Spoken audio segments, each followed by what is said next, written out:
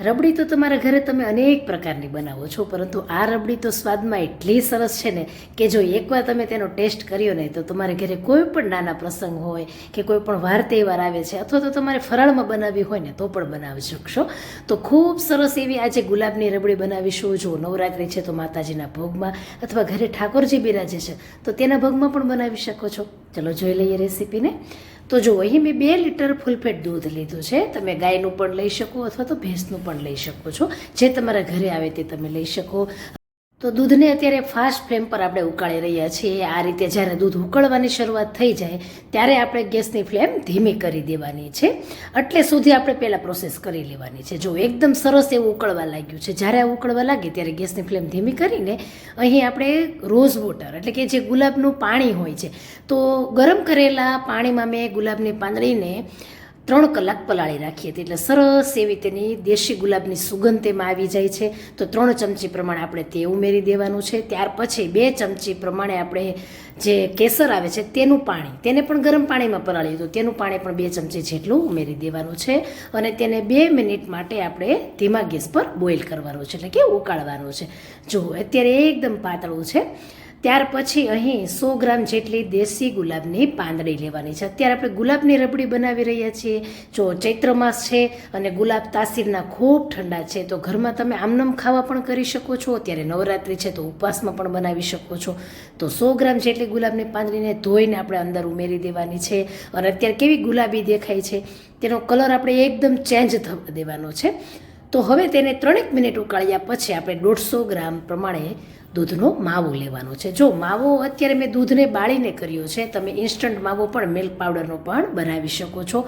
તમારા ઘરે જે અવેલેબલ હોય તે તમે કરી શકો છો ઉપયોગમાં. તો પછી જુઓ એકદમ સરસ એવો 150 ગ્રામ માવો આપણે ધીમે ધીમે હાથેથી છૂટો કરીને ઉમેરી દીધું છે. ત્યાર પછી 125 ગ્રામ અથવા તો તમારા સ્વાદ પ્રમાણે પણ તમે કેવી ગળી રબડી તમારા ઘરમાં ખવાય છે એ પ્રમાણે તમે ઉમેરી શકો છો.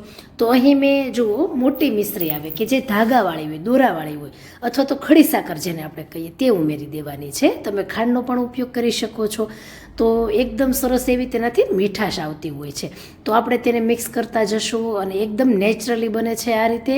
અને આ રીતે રબડી છે ને એક નવરાત્રિમાં અમે ગયા હતા ત્યાં માતાજીના પ્રસાદમાં બનાવેલી હતી અને તેમની જ રેસીપીથી તમારી સાથે શેર કરું છું. હવે જુઓ 2 ચમચી ઘી ગરમ કરીશું અને 3 ચમચી પ્રમાણે કાજુ, બદામ, પિસ્તાની કતરણ ઉમેરી દેવાની છે. અને ધીમા ગેસ પર આપણે તેને 1 મિનિટ માટે શેકવાના છે. કાચા પણ ઉમેરી શકો એમનેમ, પરંતુ જ્યારે ઘી સાથે ડ્રાયફ્રૂટને શેકો છો ને ત્યારે તેનો સ્વાદ 100 ગણો વધી જાય તેટલો ફેર પડે છે. અને કલર પણ સરસ આવે છે ડ્રાયફ્રૂટનો ઘીમાં શેકાવાથી, એકદમ નિખરી જશે, જોઈ શકાય છે. અને હવે રબડીમાં આપણે ઉમેરી દઈએ તેને. તો ડ્રાયફ્રૂટથી ટેસ્ટ સરસ આવશે. સાથે જ આપણે આ રીતે જો બધા જ ડ્રાયફ્રૂટને અંદર ઉમેરી દેવાના છે. આવી રીતે કરવાથી બધા જ ડ્રાયફ્રૂટ જે વાસણમાં જે ચોટેલા છે બધા જ એકદમ સરસ છૂટા થઈને નીકળી જશે. ત્યાર પછી વધારે ટેસ્ટી બનાવવા માટે 3 એલચીને મેં ખાંડી લીધી છે, તેને પણ સાથે ઉમેરી દઉં છું. અને હવે જુઓ રબડી થોડીક એવી ઘાટી થવા લાગે એટલે તરત જ ગેસની ફ્લેમ બંધ કરી દેવાની છે. બહુ સરસ આ રબડી બનતી હોય છે. જ્યારે આપણે ગુલાબની પાંદડી એડ કરી હતી ત્યારે કેવી એકદમ ગુલાબી હતી. જો કલર ચેન્જ થઈ ગયો છે, થોડીક ઘાટી પણ થઈ ગઈ છે.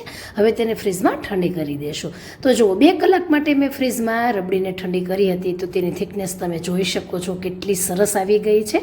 એટલે જો વધારે તમે ઘટ કરશો તો પછી રબડી વધારે ઘાટી થઈ જાય છે. તો એવી રીતે તમને કેવી રબડી ઘાટી ગમે છે એ પ્રમાણે તમે કરી શકો છો. તો બહુ જ ટેસ્ટી બને છે, એકદમ મસ્ત એવી. તો આવી રીતે રબડીને સર્વ કરી શકાય છે.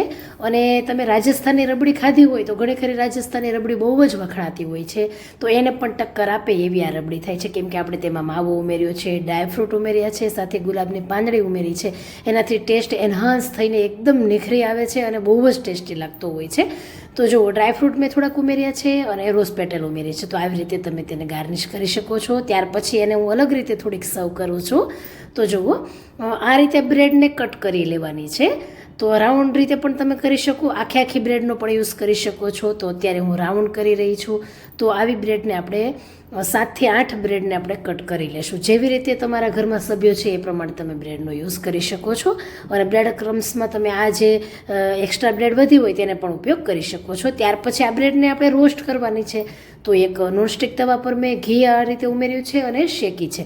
તો તમે છે ને તેને સેલો ફ્રાય કરી શકો અને ફ્રાય પણ કરી શકો. જો ફ્રાય કરવી હોય તો વધારે પ્રમાણમાં ઘી લઈને તેને જેવી રીતે આપણે તળતા હોઈએ છીએ એવી રીતે તેને ફ્રાય કરી શકો છો. અને જો મેં અત્યારે થોડું ઘી ઉમેરીને બંને બાજુ તેને શેકી લીધી છે ગોલ્ડન બ્રાઉન કલરની. તો બીજી બાજુ આવી રીતે તેને શેકવાની હોય છે. તો બહુ સરસ શેકાઈ જતી હોય છે અને તેનો સ્વાદ ઘીમાં શેકાવાથી તો બહુ જ સરસ આવવાનો છે. તો વધારે ઘીમાં ફ્રાય કરવી તમારે કે રોસ્ટ કરવી એ તમારા ઉપર છે. તેમ છતાંય ક્રિસ્પી તો થઈ જ જવાની છે. બહુ જ સરસ બને છે ઘીમાં આ રીતે બ્રેડ શેકો ત્યારે. અને કલર પણ જુઓ કેટલો સરસ આવી ગયો છે બંને બાજુ. તો ચલો તેને આ રીતે સર્વ થતી હોય છે. તો આ રીતે તમે શાહી ટુકડા પણ બનાવી શકો છો. જુઓ શાહી ટુકડામાં પણ એવું છે કે બ્રેડને આપણે ઘી સાથે રોસ્ટ કરીને તેની પર રબડી એડ કરો એટલે સરસ મજાના શાહી ટુકડા થઈ જાય છે. તો આ રીતે અત્યારે મેં ગુલાબની રબડી સાથે શાહી ટુકડા બનાવ્યા છે જે બહુ જ ટેસ્ટી લાગતી હોય છે. એકદમ જબરજસ્ત તેનો ટેસ્ટ છે કે ટ્રાય કરવા જેવી છે રેસીપીને. કોઈ પણ ઘરમાં નાના મોટા પ્રસંગ છે તો બનાવો, એકદમ ડિલિશિયસ બને છે કે ખાતા જ રહી જશો એમ. અને જે ઓરિજિનલ રેસીપી છે કે જેને આ રીતે શાહી ટુકડાને સર્વ કરવા આવતા હોય છે. તો રોસ્ટ કરેલી બ્રેડ હોય છે તેની ઉપર આ રીતે રબડીને એડ કરવામાં આવે છે અને બહુ જ ટેસ્ટી આ શાહી ટુકડા લાગતા હોય છે. તો જો રેસીપી ગમે તો તમારા ફ્રેન્ડ્સ અને ફેમિલીમાં શેર કરી દેજો. અને આ રીતે જો ઉપરથી ડ્રાયફ્રૂટ ગુલાબની પાંદડીઓથી તેને ગાર્નિશ કરીશું. અને સ્વાદમાં તો કંઈ ન ઘટે, વખાણ કરવું એટલા ઓછા છે. અને ઉનાળો છે તો એકવાર ચોક્કસ ટ્રાય કરજો, રેસીપીને શેર કરજો.